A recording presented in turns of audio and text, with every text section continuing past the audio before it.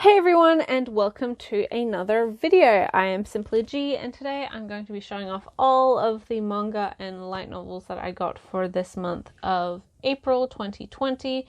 There's some here. I have gotten some books, a couple of really exciting things in fact as well, but my overall spending hasn't really, I haven't spent any more than I would usually, and majority of these are, well, no, we'll get to it.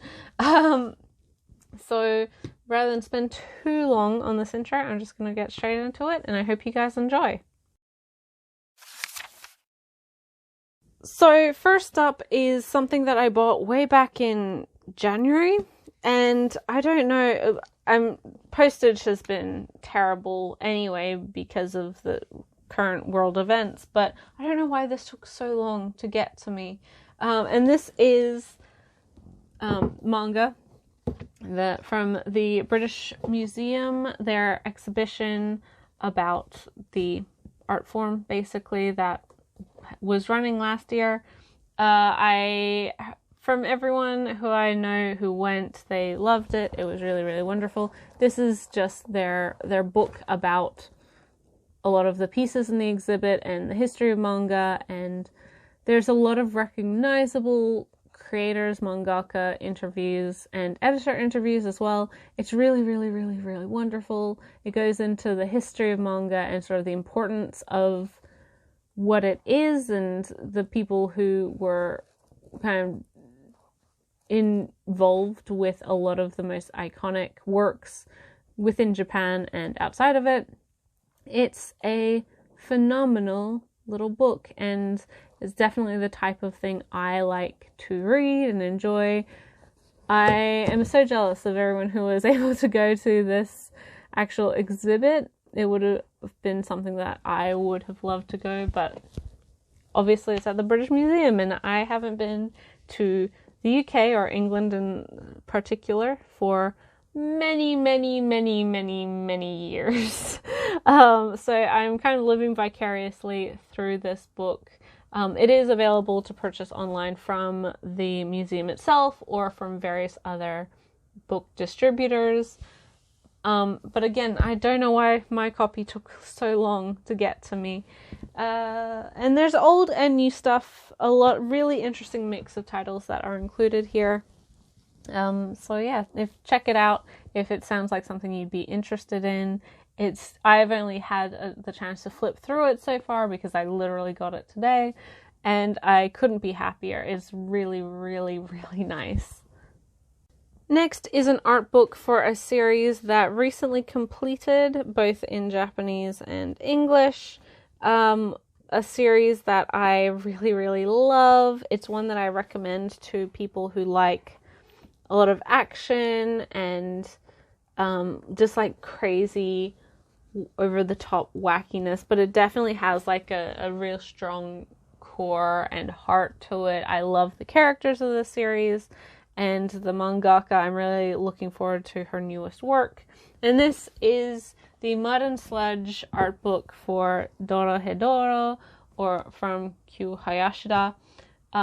I think most people are familiar with the series now thanks to the anime that hasn't actually been put onto Netflix as of yet, but I know that people have been watching it. I haven't seen it yet, so I cannot speak to it, but the manga is really, really, really good, and I'm not always a huge fan of this type of series, but I love this series a lot. And I really like this art book because it's so much like the manga, for one. It really captures the crazy, gritty, gross, and just kind of mess of everything that the series is.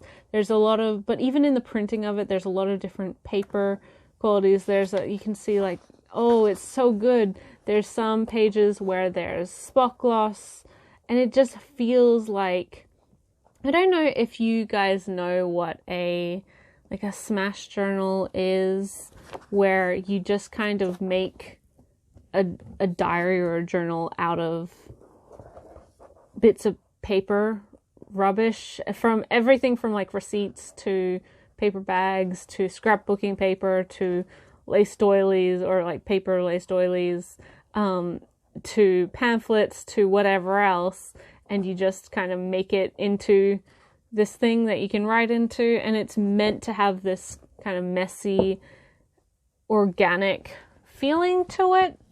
That's what this book, and by extension the series as a whole, really has a lot of for me. I feel like there's so many parts to this that are like, it's hyper violent, it's really gritty and lots of heavy inking, messy, but it's so good. I love it so much. Hayashida was a assistant for Nihei, I believe. So Blam and Arbora and the other one, Upper Sims fame. Sure, you guys know who he is. And the atmosphere, the heavy blacks of Nihei's works, especially his older stuff, really show through with Hayashida's works. I think she was very suited to, or her experience working for him definitely helped influence her own art style. And I love it. I love the characters, Kaimin and Nikado and all of the sorcerers. They're just, they're so good. They're so good. I cannot wait for the anime once it reaches Netflix. And it's a manga that I know a lot of people have been reading recently, again, because of the recent popularity of the anime. But this art book is beautiful. It's expensive, but it's thick. You get a lot for your money, and it's one of the nicest in its kind of chaotic way. It's one of the nicest books that I have, in that it just does perfectly represent what the series is, and has a real great mix of artwork and so many different levels of the artistic process. It's just, it's so good. It's so good. I love it. So yeah, definitely check it out, or put your money towards it if you are a big Dorohedoro fan. Maybe not right now, because obviously international postage especially, is crazy, but definitely want to keep an eye on. So starting on the manga, I'm actually going to start with a series that actually finished this month. It's one that I love. I absolutely adore this series, and I'm really happy to finally own the entirety of it in English in the collection. It's also a series that I spoke at length about with my co-host Ray from Mystical Pictures on our most recent episode of Read Right to Left, our podcast, if you aren't aware.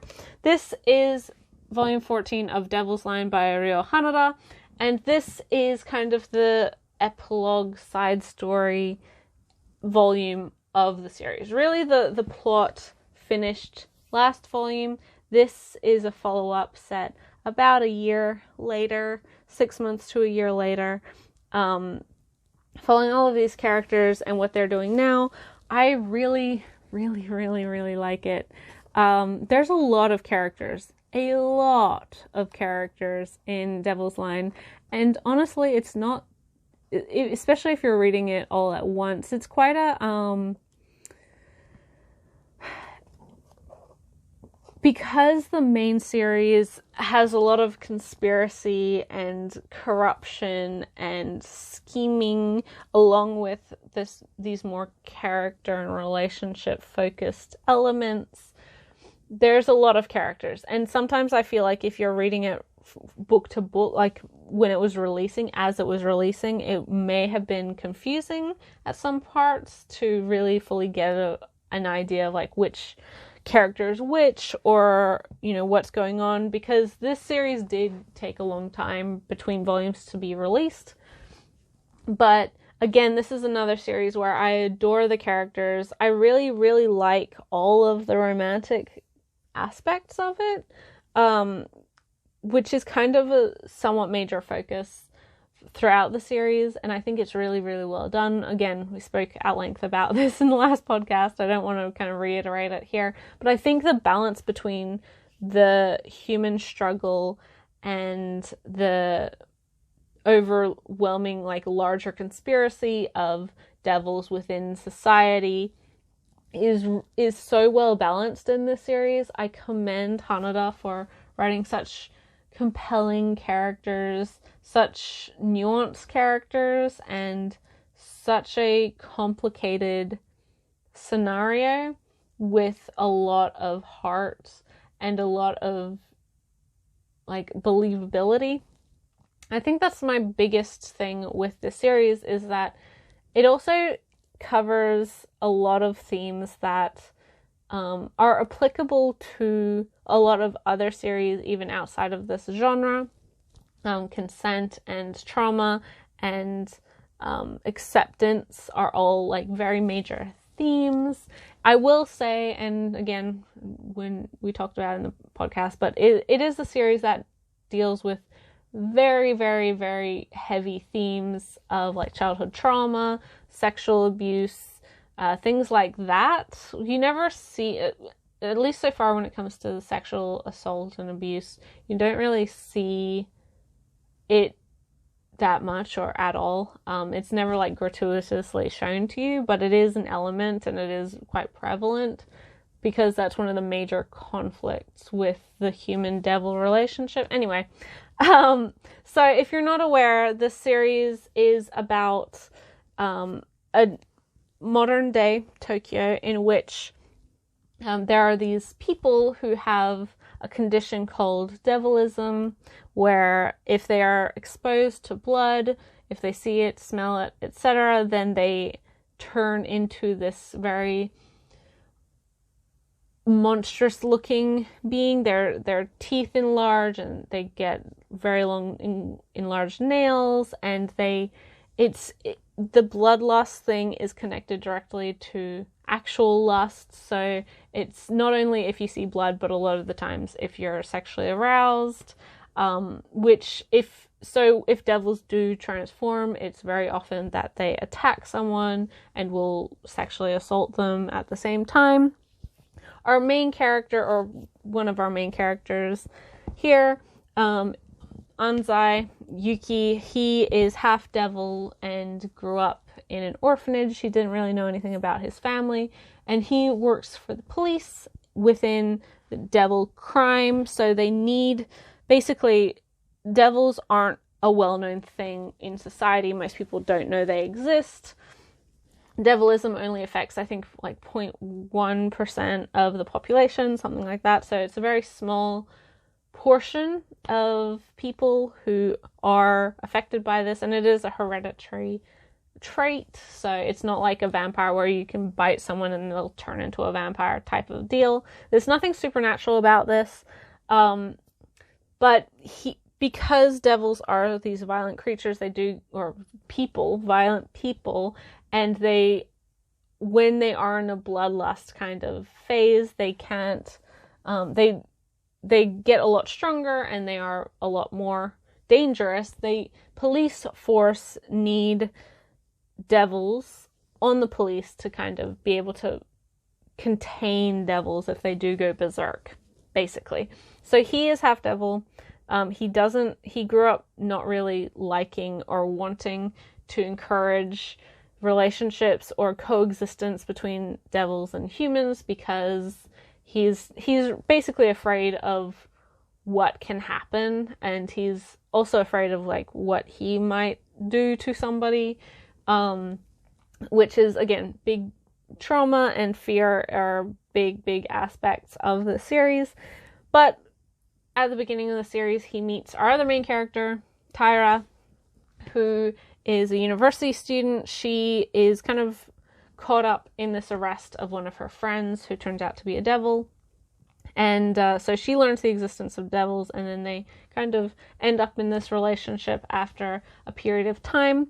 Because she is now involved and become aware of devils, she a larger push has been made by domestic terrorist groups to, not because of her, but whilst she's now become aware of this, at the same time, domestic terrorist groups are trying to make devils a widespread knowledge within the population, expose them to people in an attempt to force them out of general society. We also on this cover have our other, I guess, main character, Hans Lee. He is also a half devil, and he has kind of a mysterious background, and his attitude of his devilism is very different from Anzai's, and he's kind of the catalyst to helping him be more wanting to accept that side of him. It's really, really, really, really good. It's really, really good. I will direct you to that podcast because it is a spoiler filled, so maybe avoid it if you aren't wanting any spoilers, but if you don't mind, or if you've already read the series, then check it out.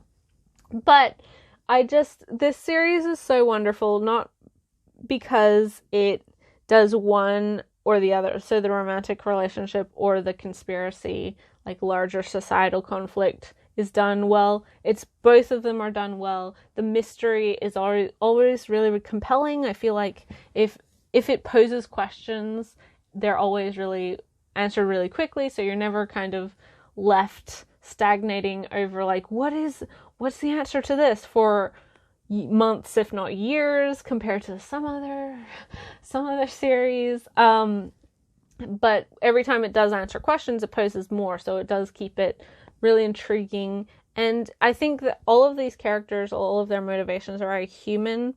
And there's also this larger discussion of what makes devils versus humans, and what is the distinction. And basically the answer is nothing, because they are people. They just have this condition that affects them, that's outside of their control. They can't, and because it is such a small portion of the population, because it is a hidden issue within society, there's no support system for them outside of very small groups and research areas that give them the ability to get help or whatever they need to exist and function normally within society, without that constant fear of I might turn.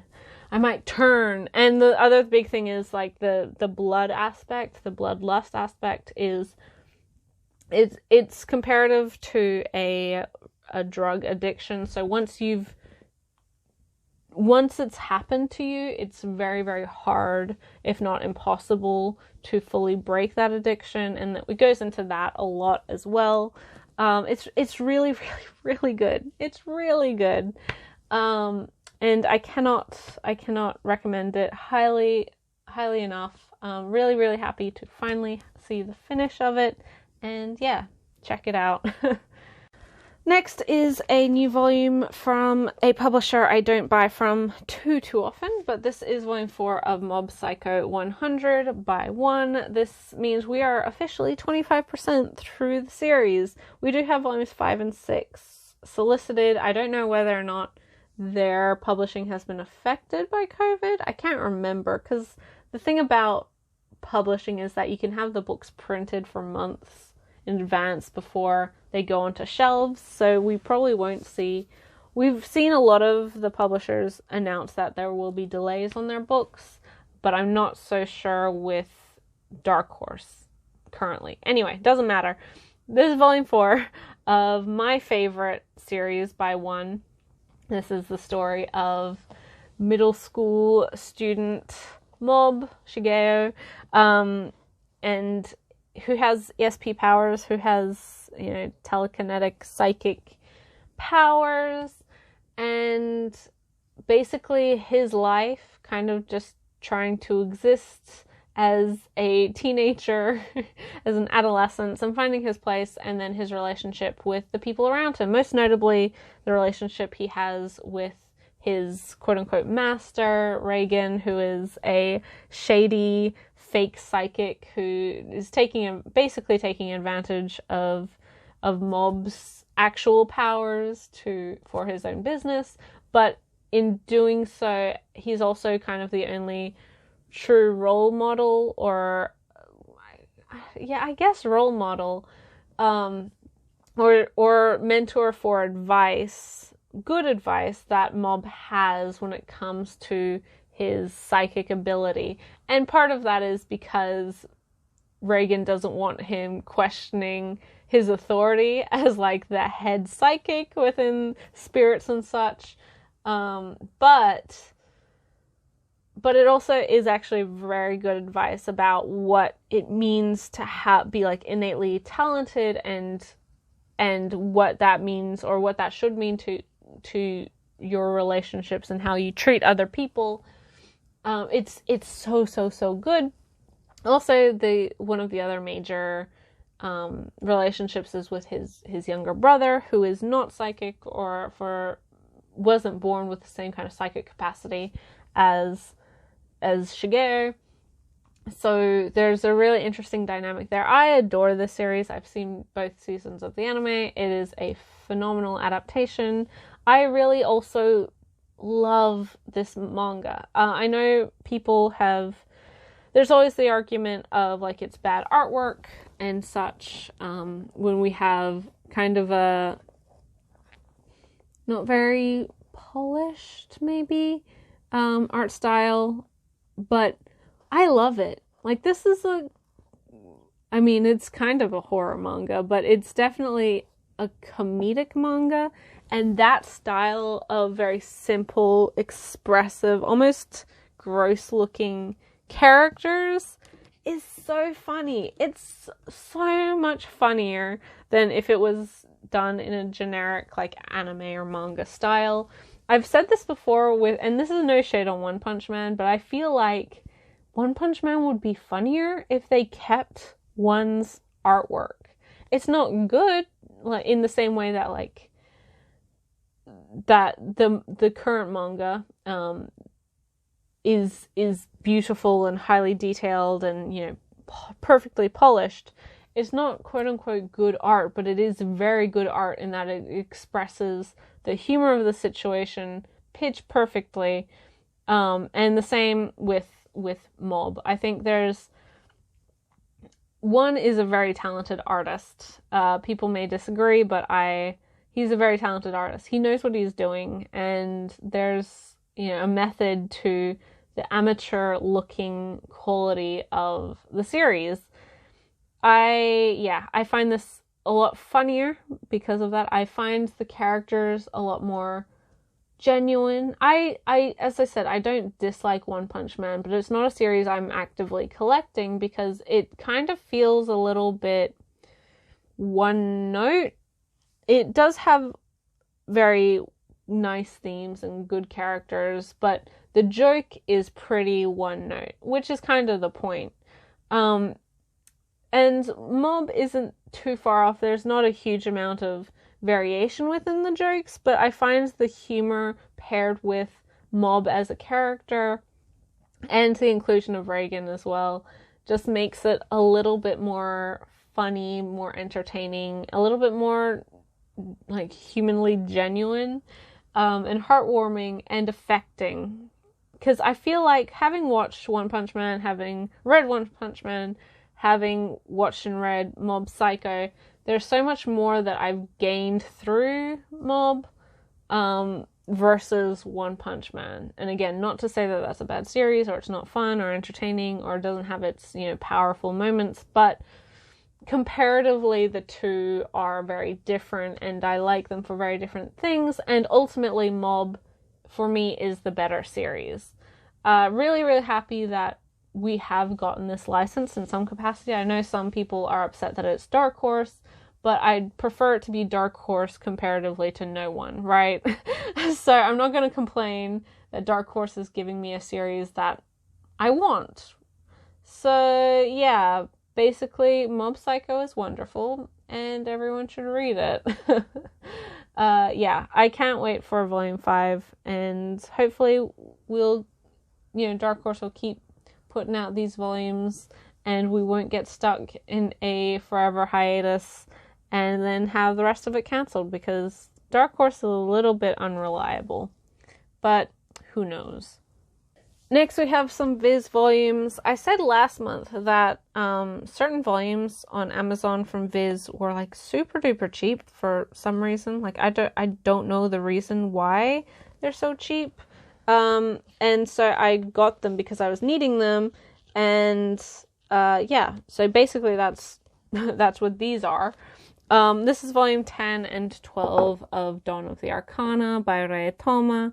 This is a fantasy, I guess, romance story about a princess called Nanba, who is married off to the neighboring kingdom, to the Prince Caesar, and a lot is joined by her best friend and companion, Loki, who is a demi-human, an Arjun, which in this context are people, or a race of people, I guess, who have animal ears. They're very strong, or like animal tendencies, I guess. They're very strong. They can sometimes have power. I don't know.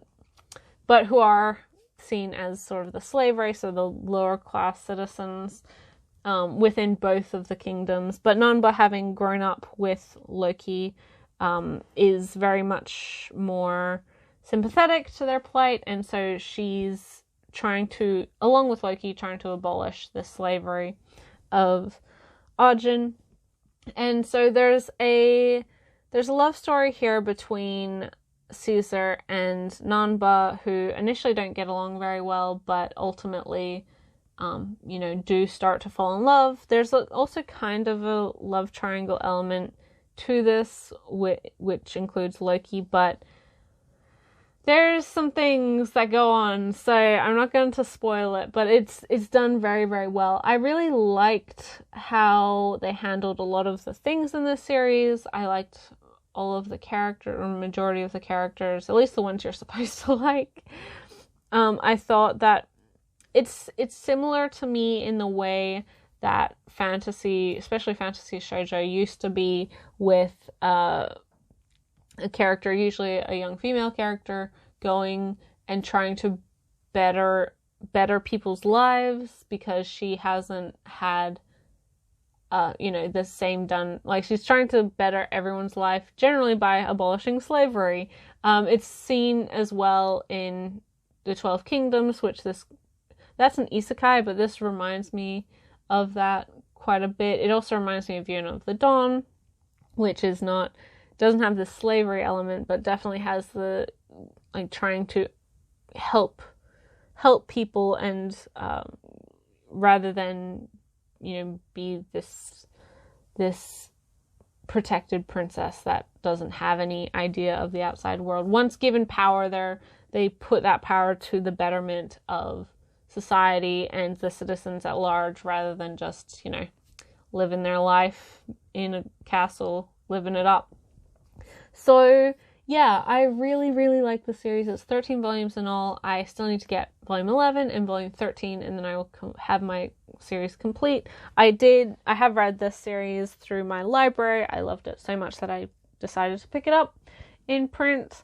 And yeah, it's really, really, really, really good.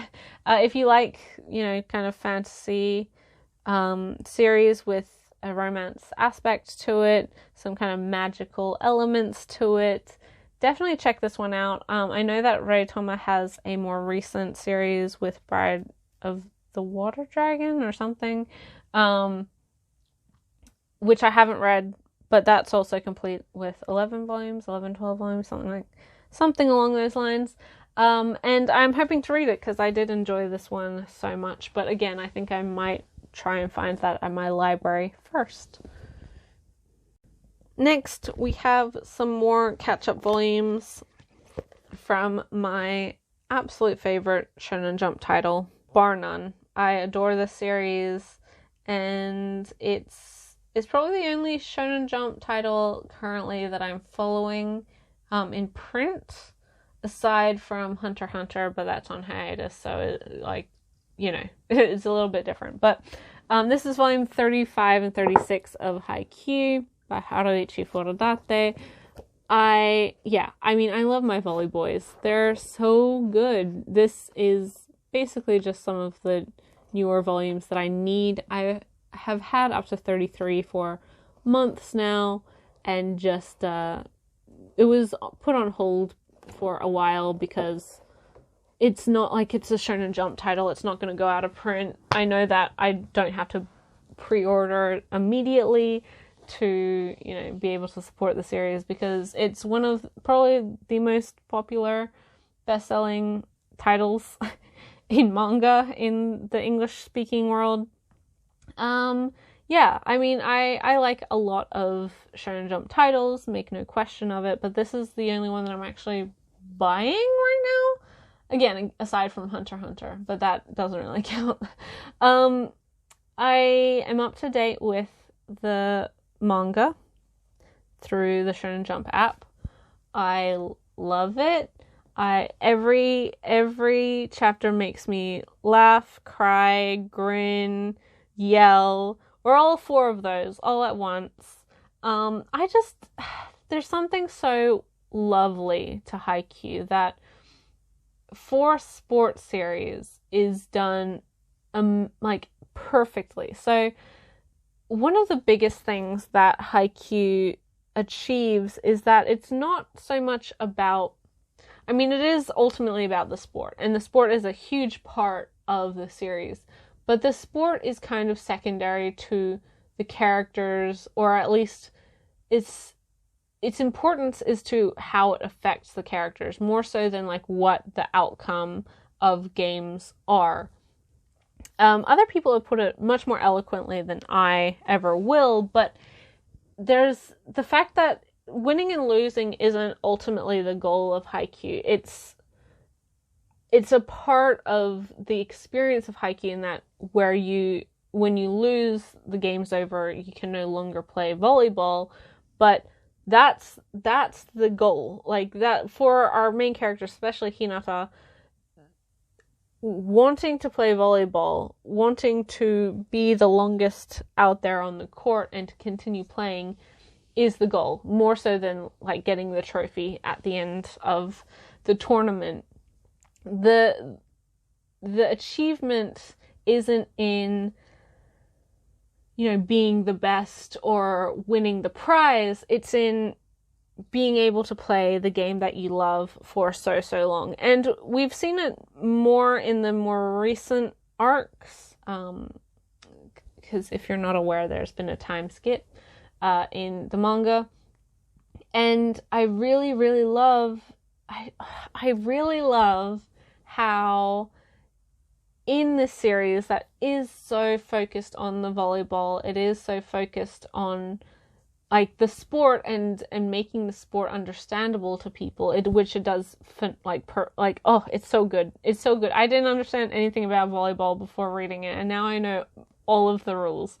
But for these characters, it's a very realistic outcome, in that volleyball isn't their entire life, and after high school, many of these characters don't go on to play volleyball, and it doesn't mean that their experience in high school volleyball was pointless, or wasn't important to them, or whatever, or that they've wasted their youth now because they spent it on volleyball, or they've wasted their talent because they're not playing volleyball now. What they did and what they achieved and what they've learned through the sport is something that's very important to their life now and to their personal beliefs. But ultimately, life, we don't always go into a career that uses our, I like to equate it to, a lot of the time you go to university for a particular thing, especially when you're in a course for business or marketing, or or an arts degree.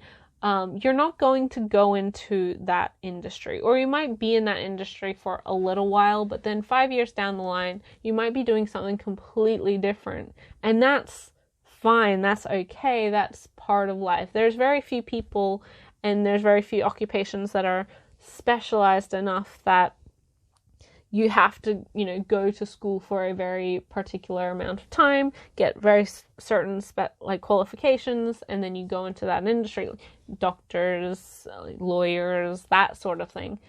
But for the majority of us, for everyone, there's a lot of potential to go into whatever industry you want to. It just takes more time to achieve certain things. And I think one of my biggest issues with sports series in general, including ones that I love, is that because these kids, especially like high school kids, are so focused on their sport, on, winning the thing, and then there's sort of an assumption that they will continue to do that sport, continue to be an athlete within, after high school. After they've graduated, they're going to continue on with the sport. And even out, like, after college, there's things like Ace of Diamond, even Free, which is a series I love. There's an assumption that our main characters, or majority of the characters, will become professional athletes. And that's not true. That's just not true. The amount of people who become professional athletes within a sport is very small, because it's a hard thing to do, and you have to be 100% dedicated to it, which some people are, but especially when we're talking about a team sport, it's very unlikely that the whole team is going to go on to be to be baseball stars or volleyball stars or swimmers.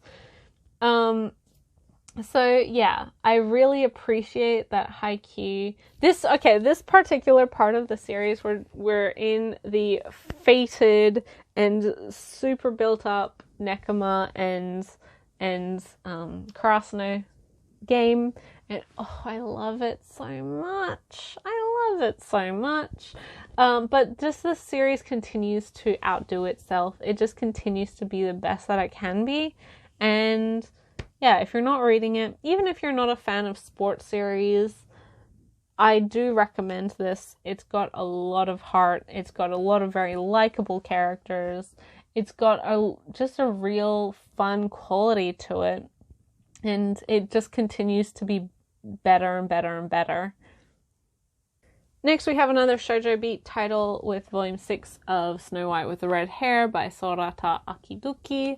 This is another, I guess, fantasy, or at least like royalty era shoujo about a young herbalist who runs away from her kingdom because she doesn't want to basically join the prince's harem. I can't know his harem, which is or just like be his mistress or something.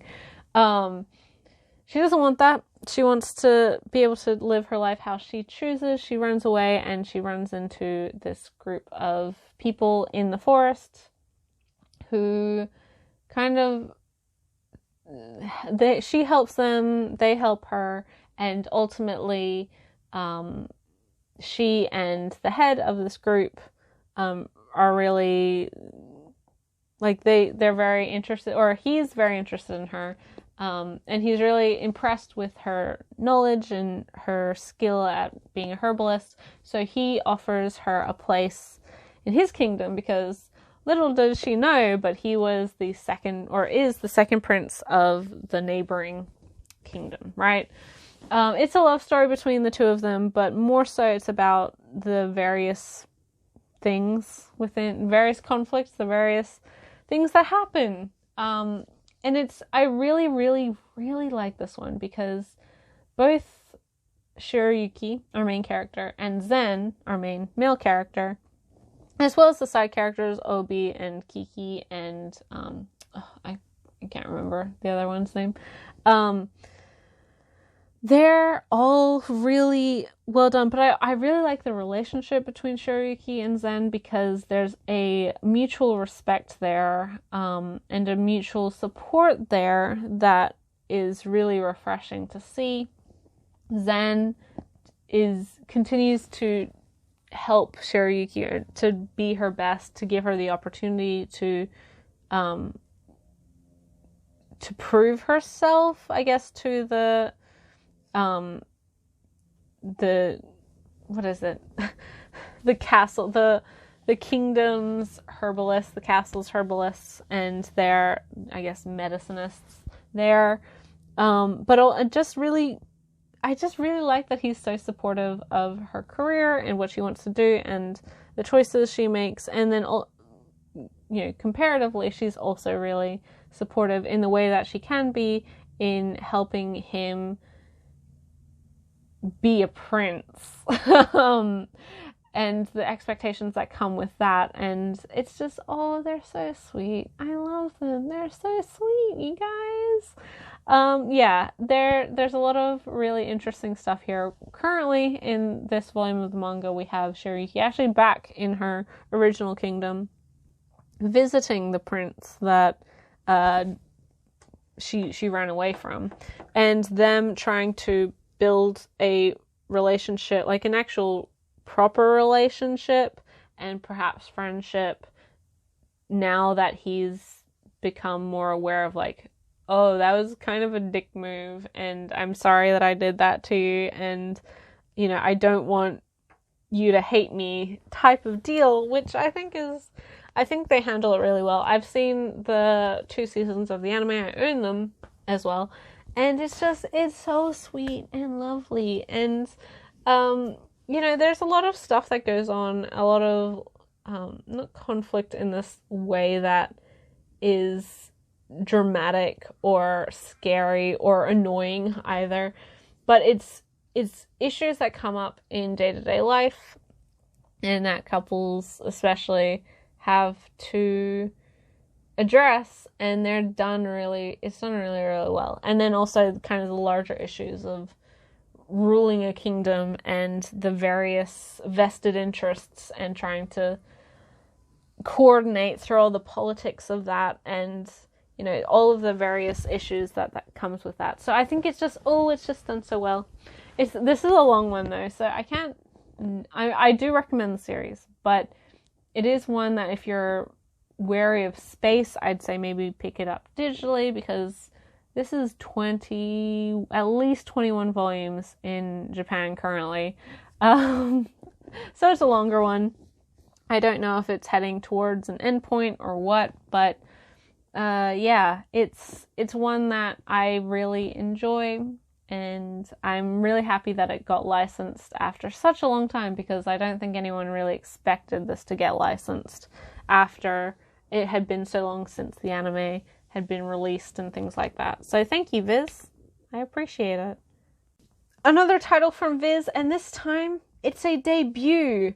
I was so excited for this series. I was really happy when I suspected it would be licensed for print, but I had been following it, and still following it on Manga Plus. It is also on Viz's website. It's not on the Shonen Jump app because it's too violent, similar to Tokyo Ghoul and the other one, Golden Kamui. It has an M rating, so it cannot be on the Shonen Jump app, but it's still available to read in its entirety for free, with the subscription, with the membership.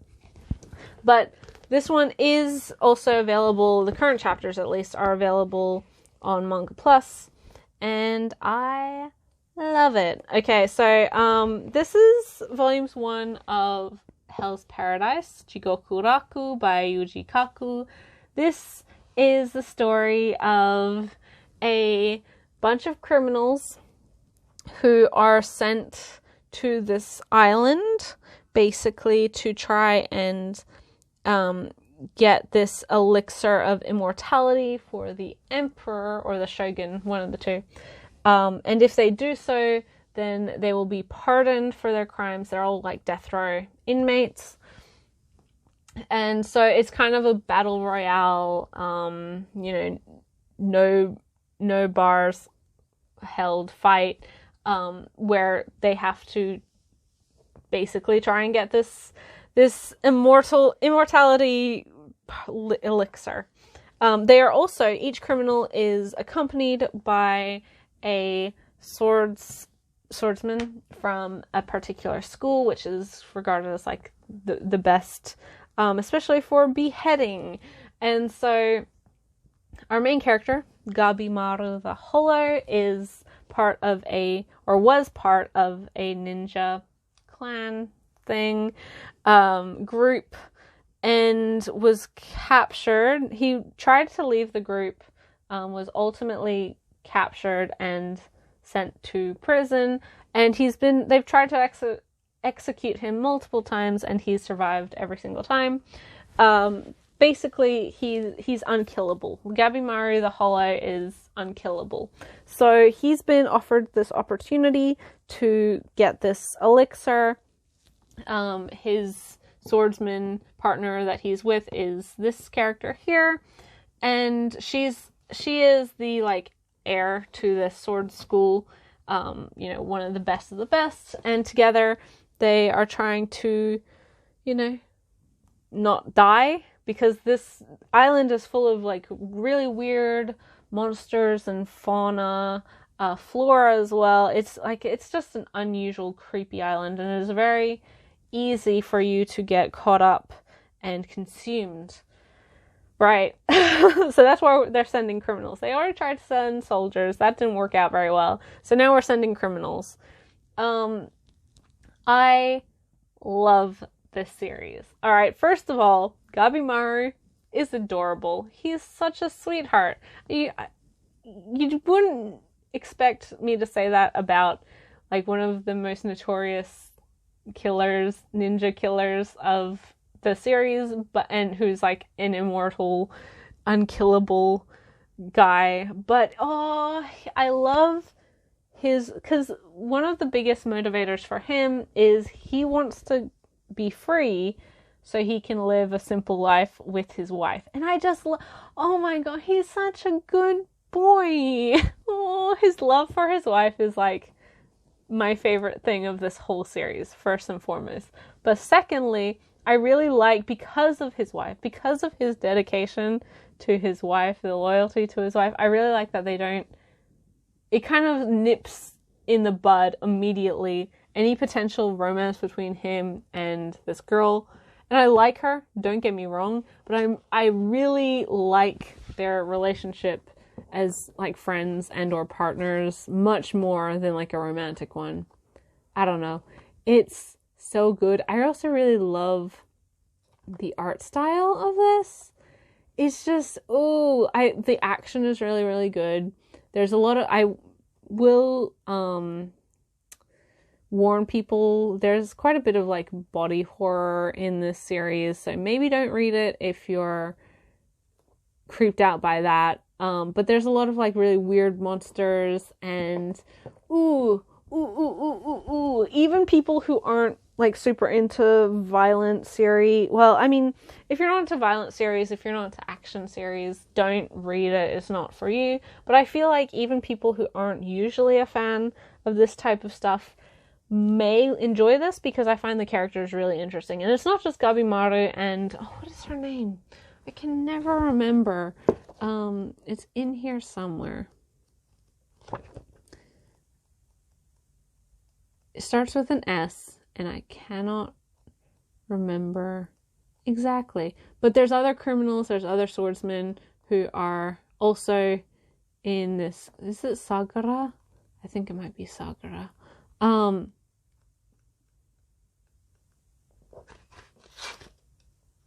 my god, I went too far. It doesn't matter. But all of the characters are really interesting. And I'm way into the series. I'm at like chapter 97 or something. And it quite quickly gets into a core group of characters that you follow. And I think the villains of the piece or the antagonists of the piece are really compelling as well.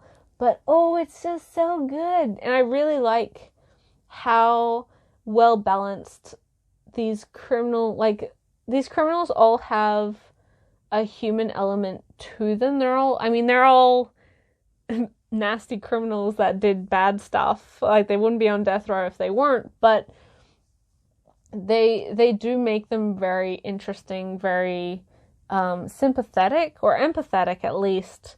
So you, at least the ones who are left over, you do like them a lot. And it's so good. It's so good, you guys. I cannot recommend, like, this is probably one of my highest for expectations and anticipation for print this year.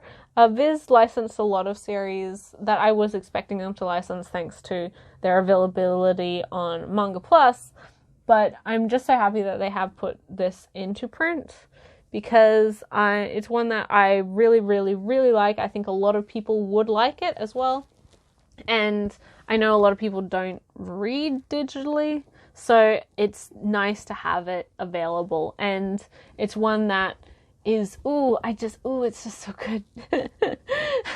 Great, I know, great explanation, but it's actually really wonderful, and I think, again, even if you're not always a huge fan of hyper-violent action series, it's got enough of other stuff going on that you may enjoy this more than you expected. Next, we have a Kodansha volume with Volume 3 of Magus of the Library by Mitsu Izumi, and I don't know how I, and a lot of people that I know, had never heard of this series.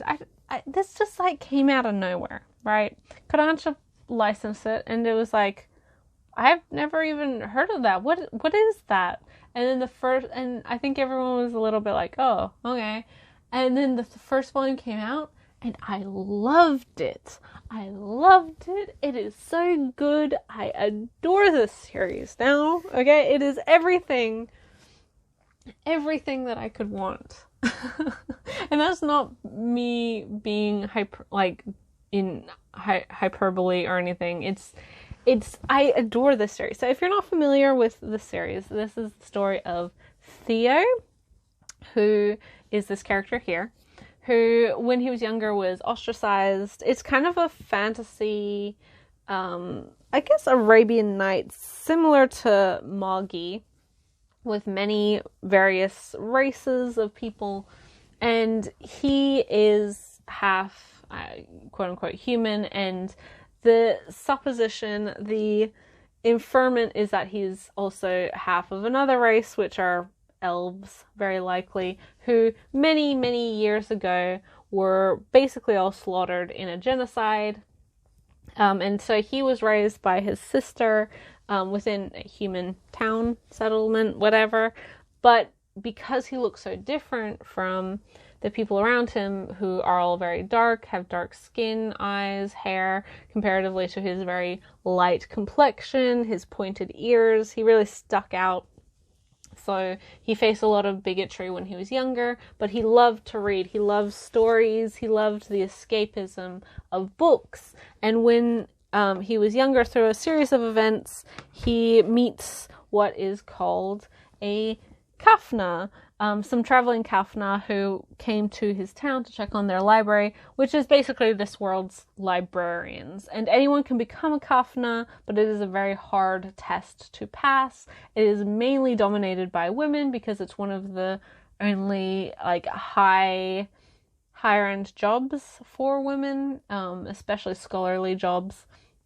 So he's a little bit of a oddity in not only his I guess race, but also his being a young man.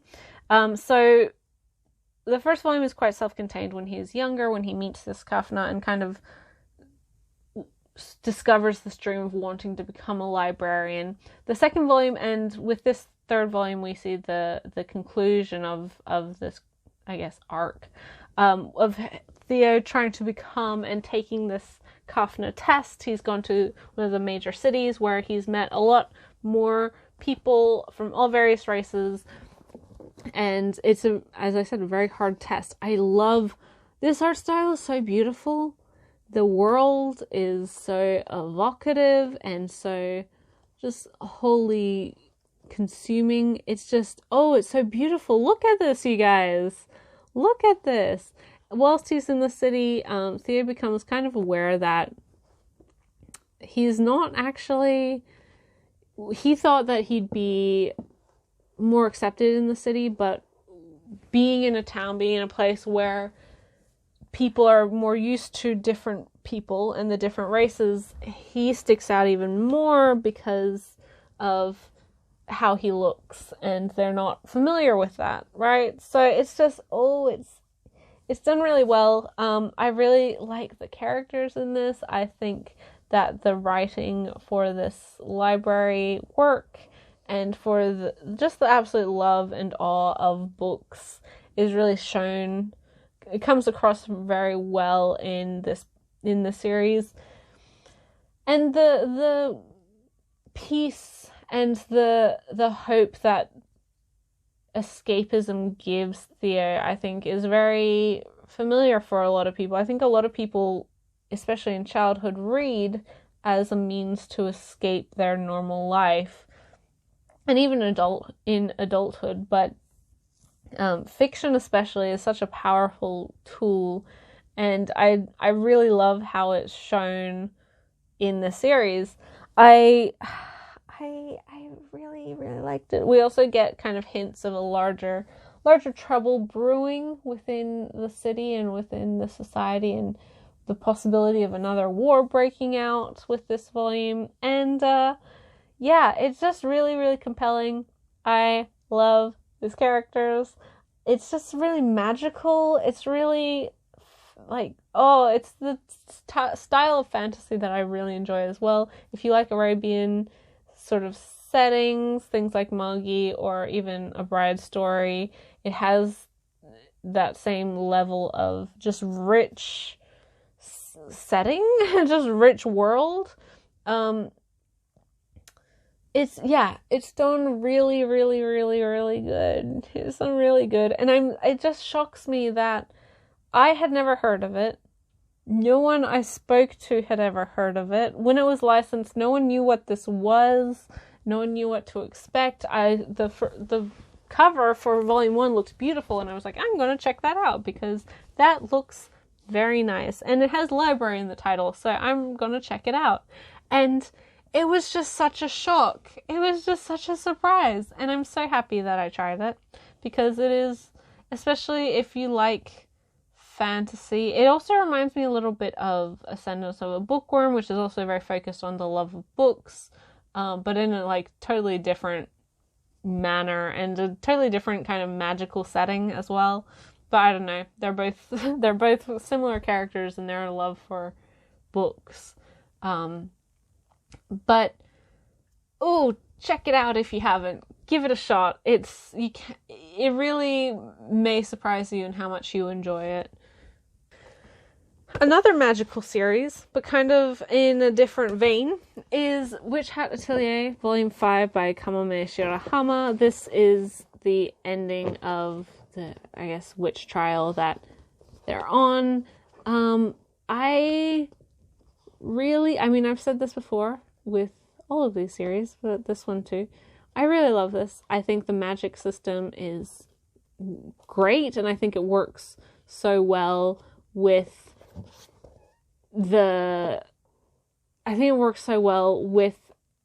being a manga or being an illustrated comic. I think the fact that the magic system uses drawing and illustration to function is something that can only really... It's given new life because you're actually able to see it. There's, of course, it's not an inherently new type of magic system, but I think it is done really, really well here. The artwork is beautiful. Coco and all of the other girls from the atelier, as well as the other characters, Queefrey and a lot of the other witches, are just they're really wonderful. I really like just all of it, and I think so if you're not familiar, this is the story of Coco, who is a ordinary girl who's always been infatuated with magic, but magic is kind of secret and only witches, like designated witches, are able to use it. Through some various coincidences, she ends up kind of stumbling into what magic is, and unfortunately encapsulates her mother in crystal. So, and then rather than having her mind wiped, because she was doing like forbidden magic, she was taken in by a witch called Quifri, who takes her to his workshop where he has several other apprentices, and so she becomes his newest apprentice, basically. And so magic has been a part of society, and previously was a much larger part of society. A lot more people could do it, but there was once again, like a conflict between two sides. The pointed caps, which are our main characters, kind of the good, light, like white magic style of stuff, and then we have the brimmed caps, who are in the more like traditional witch's hat with the big brim, and they espouse the positives and like the need for magic that involves humans and the human body, the ability to transform, the ability to, I guess, even like medical magic, things like that, which has been outlawed since the great conflict between the two sides as like dangerous and forbidden, and with some of the stuff that Coco was doing unknowingly.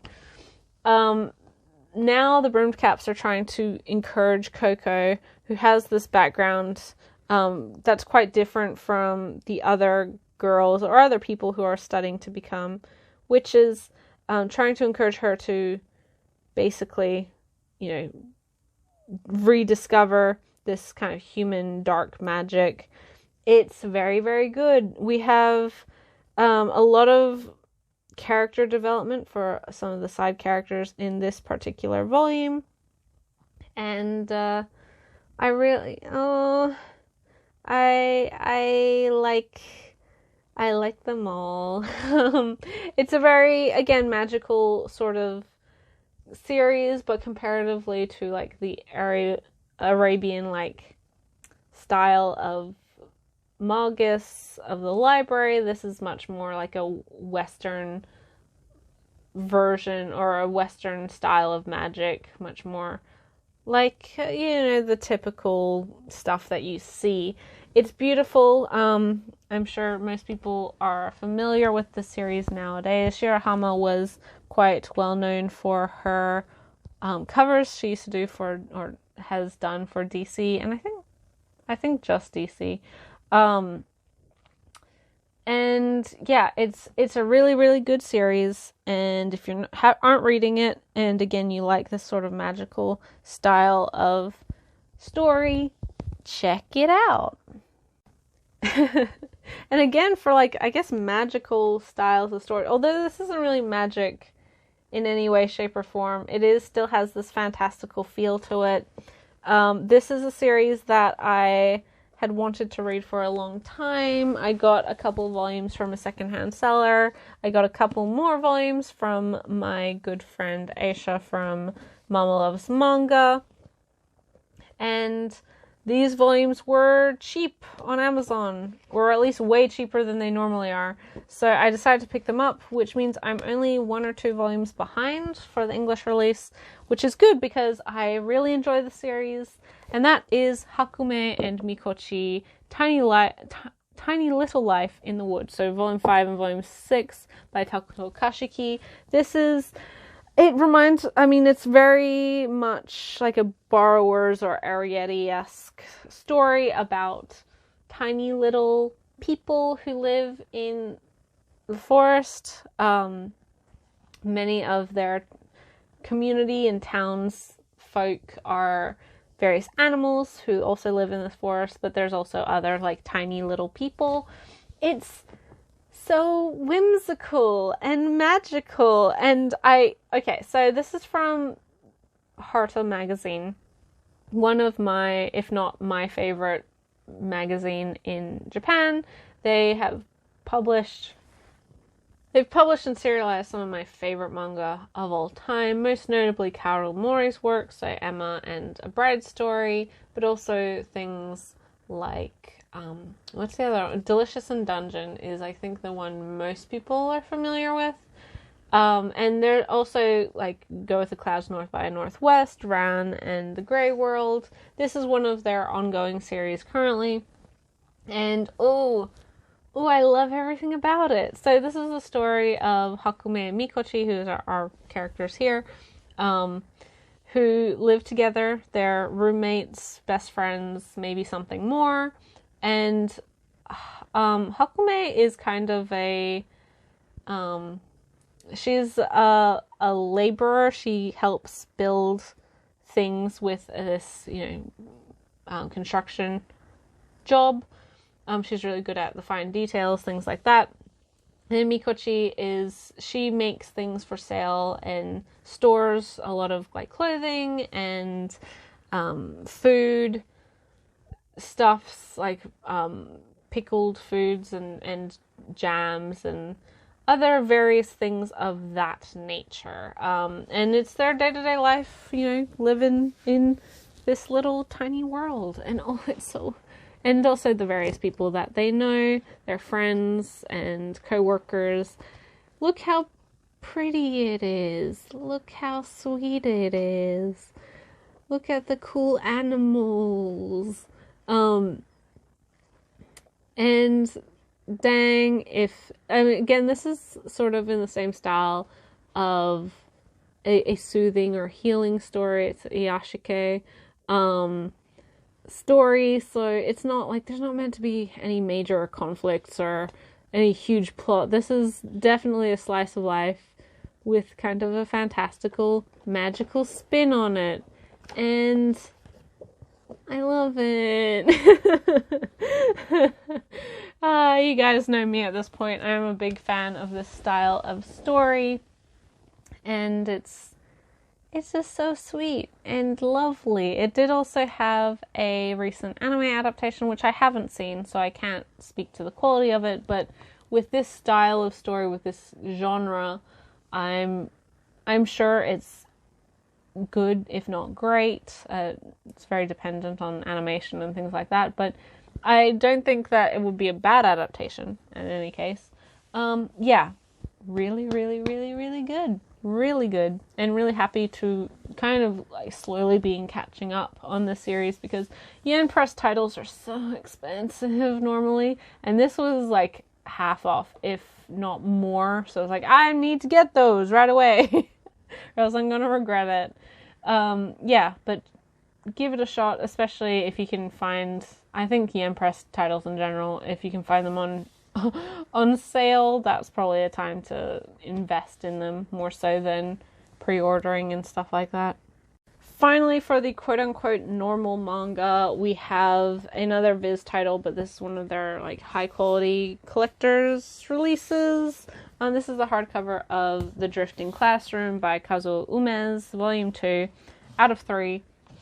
Only one left. This is a classic horror, just like terrifying, grotesque story of an elementary school that basically just finds itself in the ether of nothingness, and there are monsters and people are going crazy, and oh my gosh, there's a lot of it's very retro, you can tell from this art style, but dang if it isn't creepy and gross, and it will stick with you, because man, there's some messed up crap in here. This was originally released by Viz as well, in singles. There's 11 volumes in total. The 3 volumes obviously collect the entire series, and these are based off of like collectors or kanzenban editions, I guess, in Japan. So there's some sort of method to the madness of these re-releases. Super duper happy to be getting this re-release, because not only is it a classic, it's one that I do actually, I've read it before via the library. I never owned the series myself because a huge amount of it was out of print for a very long time, and so it's nice to have gotten this, I guess, rescued or reprinted, relicensed, whatever it was, given a nice re-release, because I think more so than any other genre, I think horror is kind of underrepresented in manga, because, and don't get me wrong, this isn't a slight on Ito. I think he's incredibly talented and definitely deserves a majority of the praises he gets, but there is more horror manga than just like Junji Ito work, and personally I find Umez's stuff a lot more creepy and gross and scary and unnerving compared to Ito, right?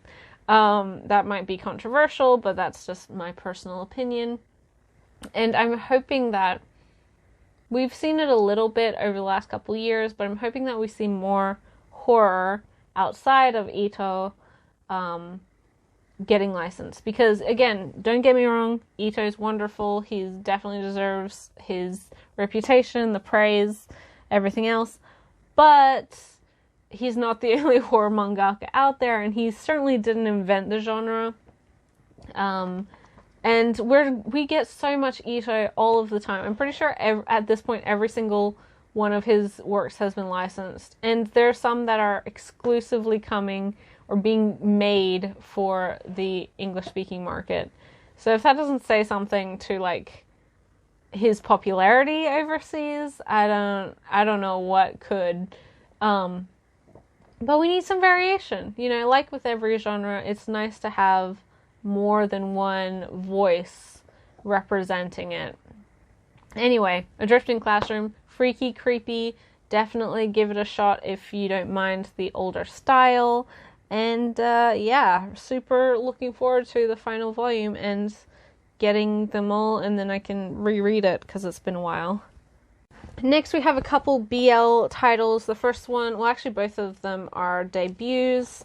The first one is from Square Enix, which is one of the newer publishing companies that just started last year and has had a couple titles that I'm really interested in and some upcoming stuff that I'm sure will be very popular for them. But this is Cherry Magic, 30 Years of Virginity Can Make You a Wizard by Yu Toyota. This is you can see a really skinny book, like the other book that I have from them, which is A Man and His Cat. This is actually a web comic or web manga published online in Japan. I think it has a print publication as well, but it's super duper popular in Japan. I know that it won like a bunch of popularity contests and things like that. So it's a BL story, obviously, but it's very, there is a parental advisory explicit content warning on the front here. It's not. Like, there's nothing even close to explicit content here. So this is the story of a businessman who turns 30, or it's his 30th birthday. He is still a virgin because of this, and because of that, he gets the magical ability to be able to tell what somebody's thinking if they touch you. So he's kind of like upset about this, obviously, because he can all of a sudden hear people's thoughts and what they're thinking about him, and he's just not super keen on that idea, as I think most people wouldn't be. And so he goes to work a couple days later or the day after, whatever.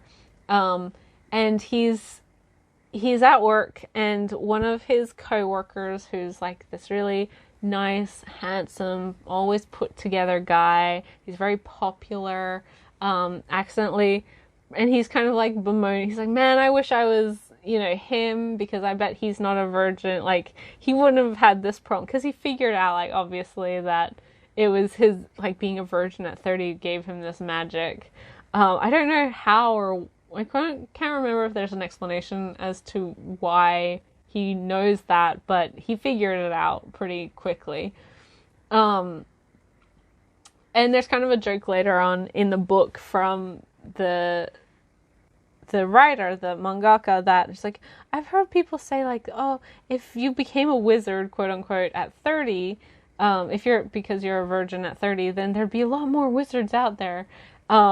Which is, like, I think that's a really refreshing take on, this look at virginity and, not it being something shameful or anything if you're older and still a virgin. Anyway, but she's like, well, that's true. So maybe it's just like this goddess of love gave him a special treat because, for his birthday or whatever. Like, I don't know. It's quite funny and cute.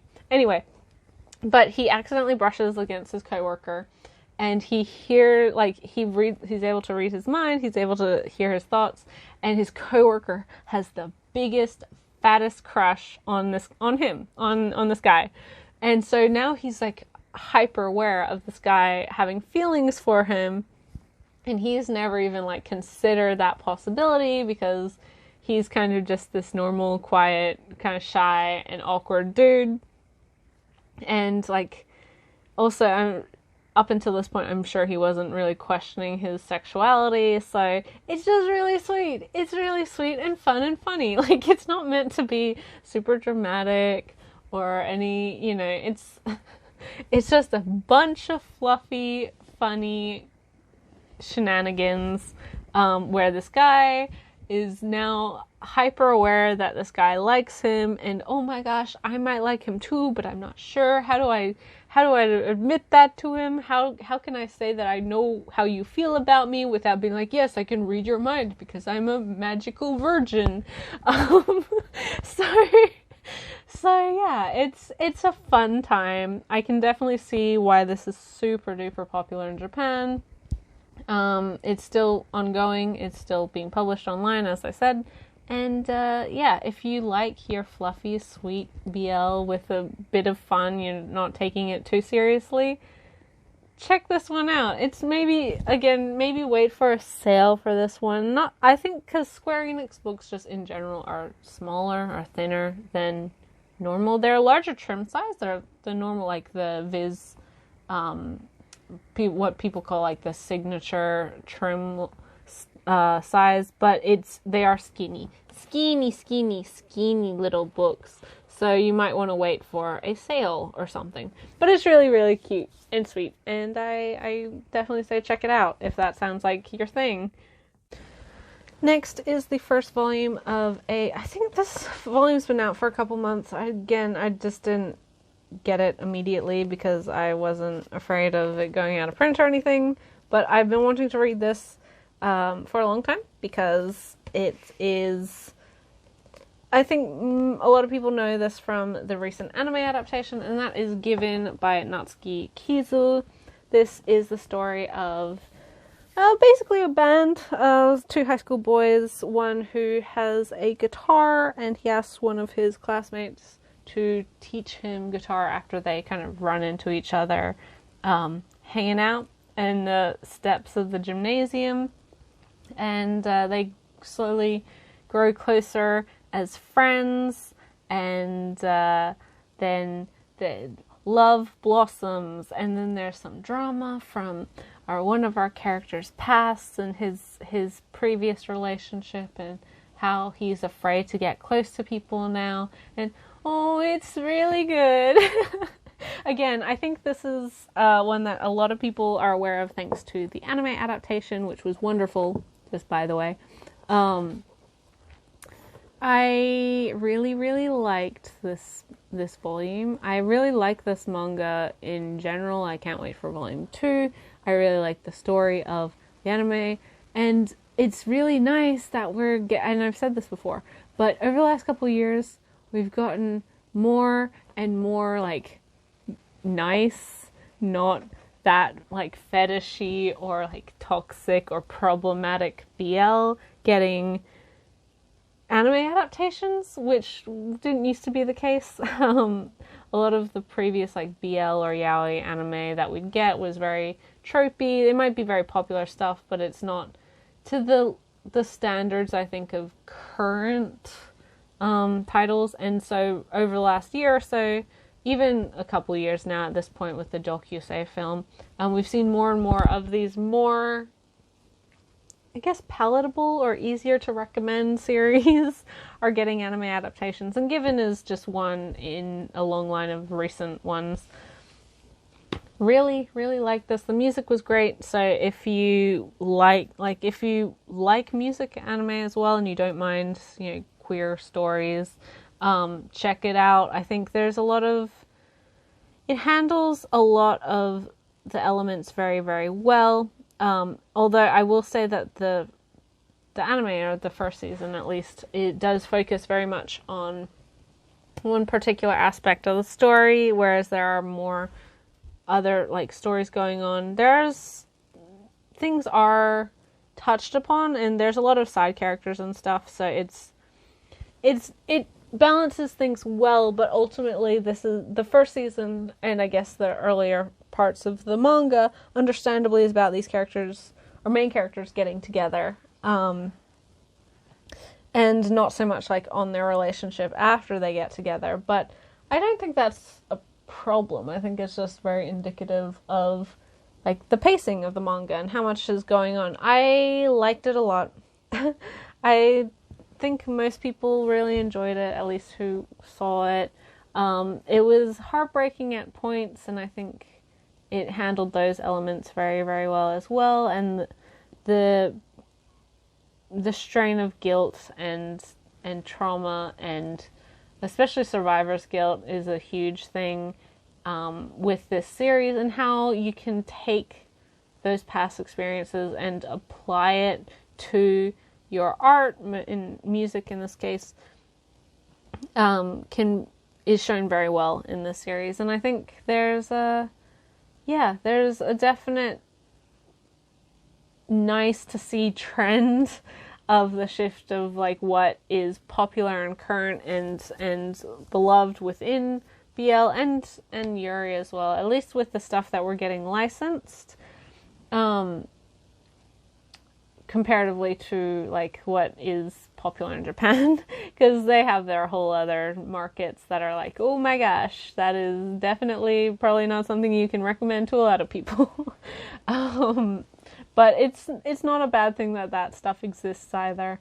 But I've said it before, I'm happy that we've gotten more BL just in general licensed, not only from Sublime but also from other publishers, including, as I just said, Square Enix. We've had Kodansha put out some BL, none that I've bought, but they've tried it, and then Seven Seas puts out BL quite, on a semi-regular basis. So it's nice to see more of that stuff, more titles getting announced and released and licensed, and just expanding the market outside of just the super, what I think people have thought of as BL, as the super tropey, very often toxic and problematic stuff that was popular in the 90s and early 2000s.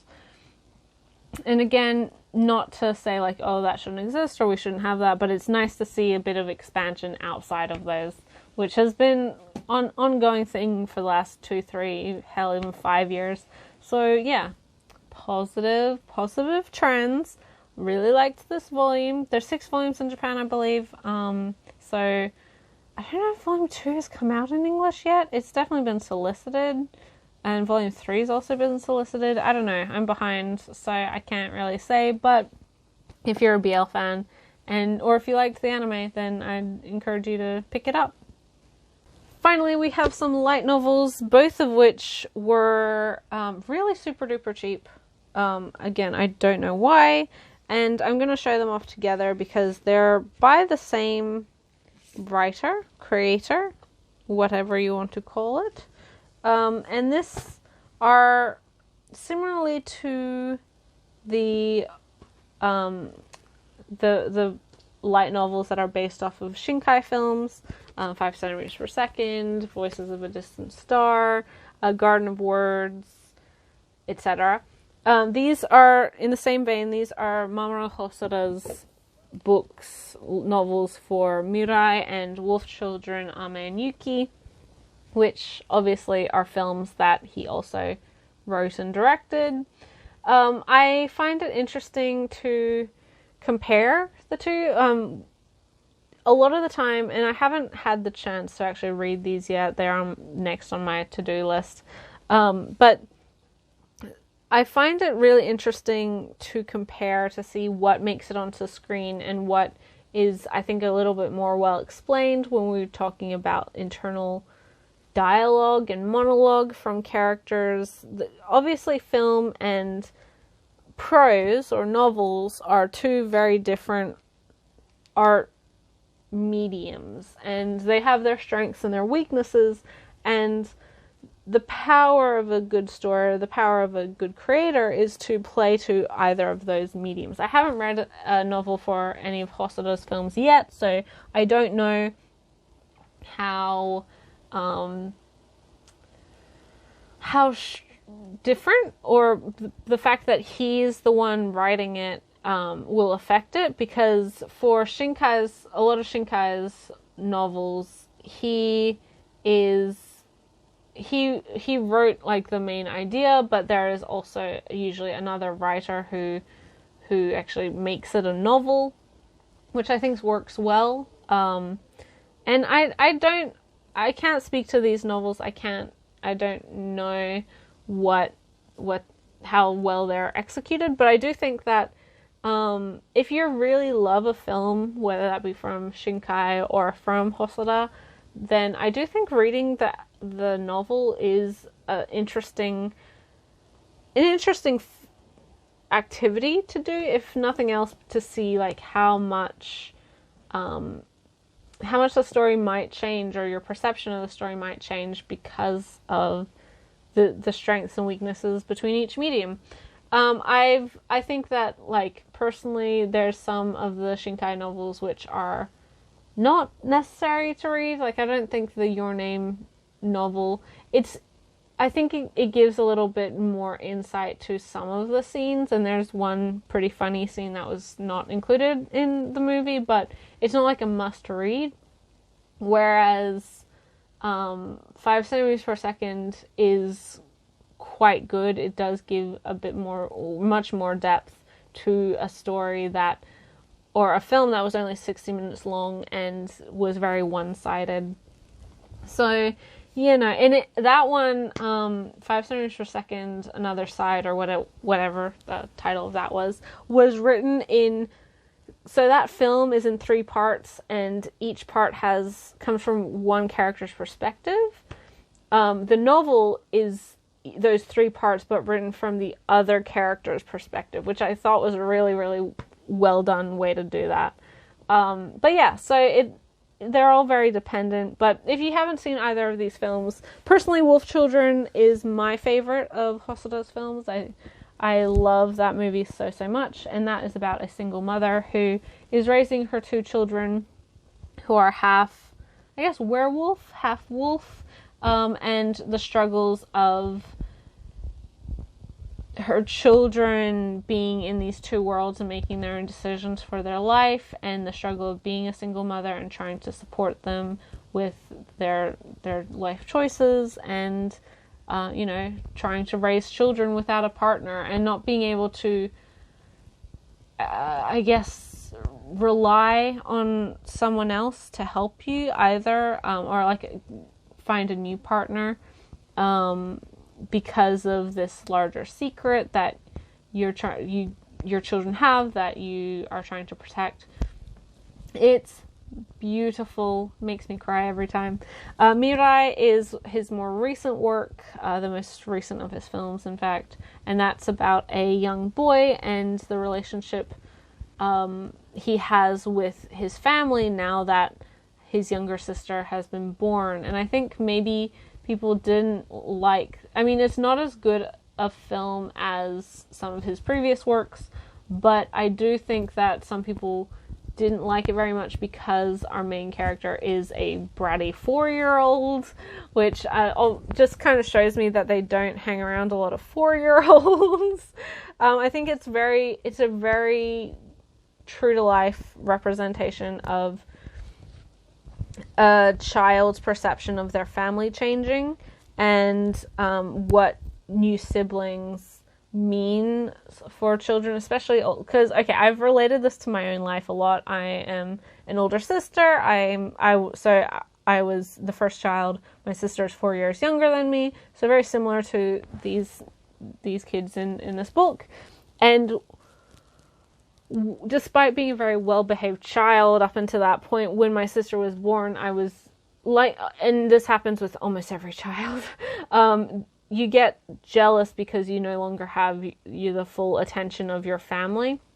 And so you, as a kid, your stress and your jealousy and your upset is directed towards your baby sibling more than your parents necessarily. And so you act out towards that kid, that, you know, the new baby, which is what I did, what I know a lot of my friends who are the older sibling did. And again, very, very, very normal behavior. Like, it's just something that kids do.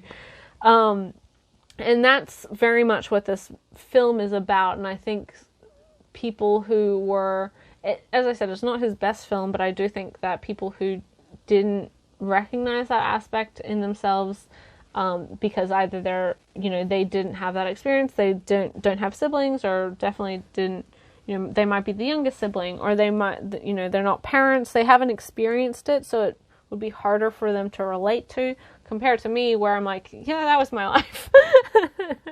Yeah, that was me. And so it's good. It's good. I'm looking forward to reading that one in particular because of how I want to read how this main character is written, and his family as well, his relationship with his parents. Anyway, yeah, looking forward to them. Both got hardcover releases from Yen Press or Yen On, similarly to a lot of the Shinkai ones, most notably Your Name. And I'm hoping to get Weathering with You, which is a Shinkai one, but I think that's come out. I just haven't gone around to it. Yen On does a good job, especially with their hardcovers. They're, pretty. I don't know if there's anything underneath these, but they're always nice little hardback little books. They always have the foil stamping on it. And the Your Name ones have the little thread of fate, thing, that bracelet thing. Great description, gee. But yeah, so I'm really happy that a lot more of these light novels that are related to works are getting licensed, because normally light novels are reliant on, like, we'll have light novels getting licensed that have an anime adaptation, which is fine, and then we have some that don't have any adaptation at all, which is also fine. But then a lot of the franchise light novels that we see getting licensed are things from Viz, so Tokyo Ghoul light novels, Bleach, Naruto, etc., etc. But it's not that often that you get, like, film light novels being licensed, and it's interesting. And, like, I'm hoping that Yen does more that in the style of franchise stuff, because nowadays they focus a little bit more on original works, or like light novel based, like stuff that started as light novels, rather than the opposite, whereas they used to have like Pandora Hearts, or they still do, but the like Pandora Hearts light novels, things like that. Now I just want more light novels, I say, in a market that's just flooded with light novels. I cannot keep up. But yeah, really happy to have these. And Yenon, thanks for giving them to me. So that is everything for the light novels, manga, etc. that I got for April 2020. Kind of a normal amount. There's some stuff that I got older volumes for, catch-up volumes for, just because of super cheap prices on various bookstores, online bookstores. But as for new releases, I think in the coming months we'll just see more and more being pushed back, just because we are in a global pandemic, and publishing is definitely not, high priority necessarily. Yeah, I hope everybody is staying safe, staying healthy, staying isolated if they can. I hope that, we're all treating this as the actual health crisis that it is, and not just seeing it as, 3 months vacation and wanting to sneak out to the beach whenever the opportunity arises, which has happened here. Let me know your thoughts on any of these titles, if you enjoyed the new debuts, if you've tried some of these, if you've finished some of these. I'd love to hear your thoughts. Let me know on anything else that may have come out in this month or last month or whenever that I haven't tried, that I haven't read. Your thoughts on that, whether you think I like stuff or not, because I don't know everything about everything. And I do actually listen to the recommendations from you guys, but as I said, I'm not really spending a huge amount currently, just because, well, obvious reasons. Yes. As for upcoming on the channel, I know I promised it last pickups video, but I do have that library manga restoration video coming. It's 75% of the way done. My computer had some major issues, so I had to basically just redo everything. So hopefully that should be up in the next week or so, and that will hopefully be a pretty comprehensive guide on how I fix X-Library manga. It's not a perfect, process, and I'm sure there's various other better ways to do things, but that's how I do it. And nobody's complained about it thus far. Yes. Otherwise, I mentioned the podcast in the beginning of the video. The link to that is in the description below. Be sure to listen and give us some support if you're needing something to do during the many hours stuck inside. We do actually really appreciate it. We are trying to get that onto other podcasting platforms very, very soon. Probably Spotify. Otherwise, yeah, I don't really know what's coming out next month. I'm sure there's there's definitely one book that is coming, because, again, mail is just a madhouse right now. I can't even imagine working for the postal service right now. But there's at least one book coming. One that I was very excited to show off for this month, but it'll have to come out, and I'll show you next month, because it is one of my most favorite, highly anticipated series, just recently debuted. Otherwise, yeah, I'm sure there's some other stuff, but I can't think of it right now. So until next time, I'll catch you in the next video. Bye till then.